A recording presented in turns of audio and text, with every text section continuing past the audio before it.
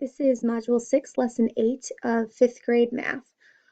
Um, for today, you're only doing the ones that are circled. Number 1 is exactly like yesterday with Lesson 7, where you have to plot points on the coordinate plane. Now, it says complete this table such that each y coordinate is 4 more than the corresponding x coordinate. You can make whatever number you want to be for x. Obviously, it has to fit on the plane, so 0 through 12. But you can choose any number 0 through 12 to put on for your x. Your y coordinate, it says, is 4 more than the x. So if I were to make my x coordinate a 2, my y coordinate 4 more than that would be what? 6. So I would make my y coordinate is 6. And then all I'm doing over here is putting it in parentheses to 6 and done. That's what you're going to do for the next two. You come up with whatever number you want for the x, and then the y has to be 4 more.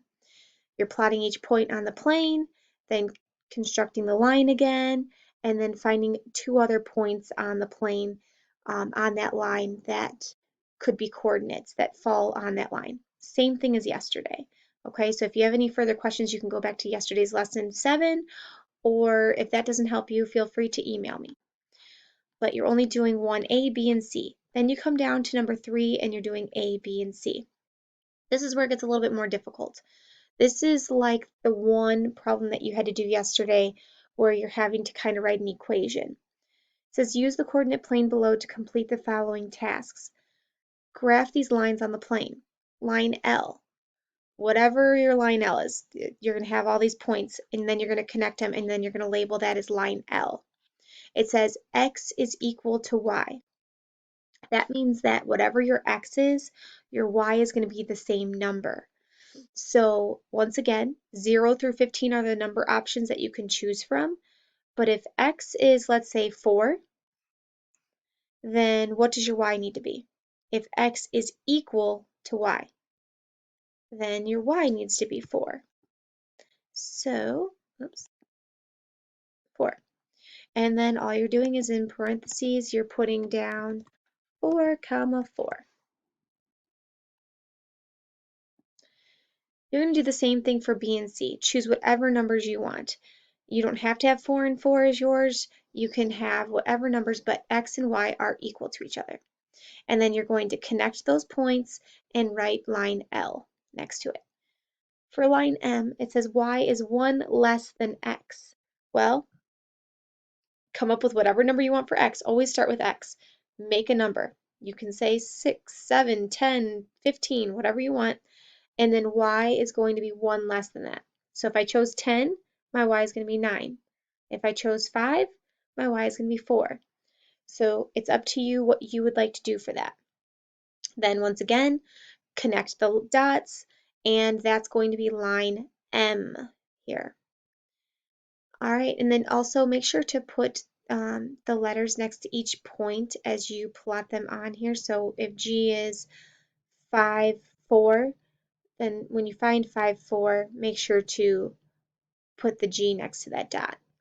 Last one for line N, it says y is 1 less than twice x.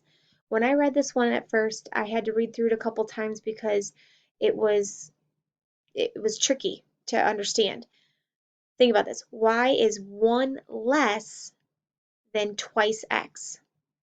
So what we're going to do first is we're going to pick a number for x. I'm just going to go with 4 again. Let's just say it's 4. X is 4. Now, y is 1 less than twice x. What would be twice x? That means doubling it, right? So 4 plus 4 is 8. But then it says y is 1 less than twice x. So if we figured out that twice is 8, 1 less would be 8 take away 1 is 7. So then y is 7. And that's how you do that one. So it sounds tricky at first, but then you're like, oh, okay, I just have to double my x and then subtract 1 from it, and then that will give me my coordinate. So once again, 4, 7, and Then you'll plot those points on the coordinate plane and then draw your line N. Now you'll have 3 different lines on your coordinate plane. So then when you come to part B, it says, do any of these lines intersect? When you draw your line, do not just draw with the pen. Please use over here, once again, please come over here, go to shapes, and then use this insert line right here. That will help make sure that all of your lines are completely straight so you know exactly where they intersect. If you don't do that, it's going to be really difficult to know where those lines intersect because our hand is going to be wobbly on the computer and we don't have a straight edge ruler. So please use that intersecting line.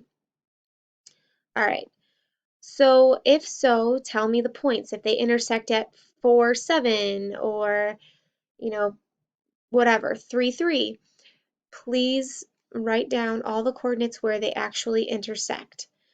And then it says C, are any of these lines parallel? If they're not intersecting, if they'll never run into each other, if they're running at the same angle, remember, like a railroad track. Railroad tracks aren't going to run into each other. They're going to just stay right next to each other. Or like in a parking lot, the lines, when you pull into the parking spot, those lines are parallel to each other. They will not intersect. Obviously, they're going to cross across the other side, and there's going to be a perpendicular line so somebody can park behind you. But in a sense, all cars park parallel, right, to each other. They won't run into, they're not going to park into each other. So are any of these lines parallel? If they're not going to run into each other, if you see they keep going at the same rate, they're both going up, they're always like 3 spots apart or 7 spots apart, then those are parallel. They're not going to run into each other. And then tell me, is it line L and M? Is it N and M? Which lines are parallel? If not, write none. But if they are, tell me which ones are parallel to each other. All right, I hope you do well. If you have any questions, please feel free to email me. Have a great day.